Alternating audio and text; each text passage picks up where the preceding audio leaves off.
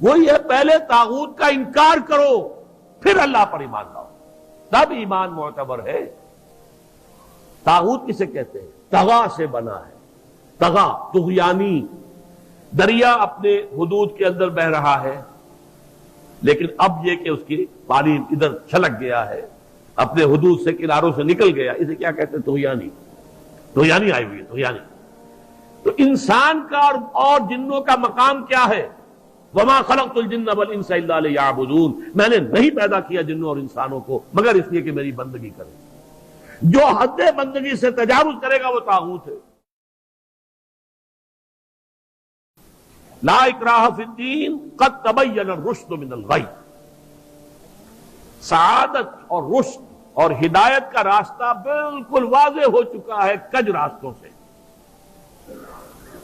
غی ہے جسے غوا بنا ہے، غوا گمراہ ہو جانا، اغوا کا لفظ بنتا ہے گمراہ کر دینا کسی کو، تو یہ غی ٹیڑھ کجی صحیح راستے سے ہٹ جانا۔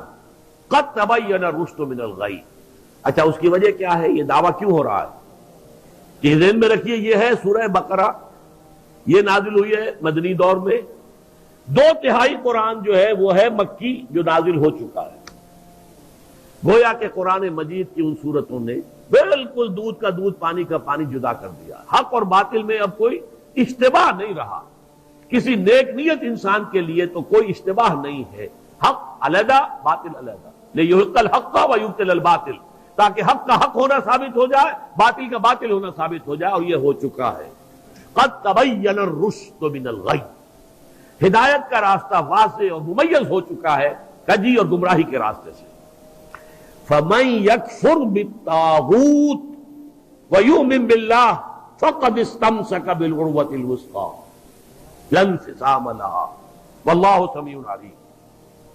تو جو شخص بھی طاغوت کا کفر کرے گا، انکار کرے گا، طاغوت کے خلاف بغاوت کرے گا اور ایمان لائے گا اللہ پر، یہ اہم ترین مقام ہے اس اعتبار سے کہ جیسے میں نے اس سے پہلے بھی دیکھا لا الہ الا ہو، لا الہ پہلے ہے، الا ہو بعد میں آتا ہے، نفی اس بات، اسی لیے بعض جو ہمارے سلسلے تصوف کے ہیں اس میں جو ذکر ہوتا ہے لا الہ الا اللہ، اسے نفی اس بات کا ذکر کہتے ہیں، لا الہ الا اللہ، الا پر وہ ضرب لگاتے ہیں قلب کے اوپر، جس سے ایک خاص قسم کی کیفیت پیدا ہوتی ہے، ایک نفسیاتی کیفیت حاصل ہوتی ہے۔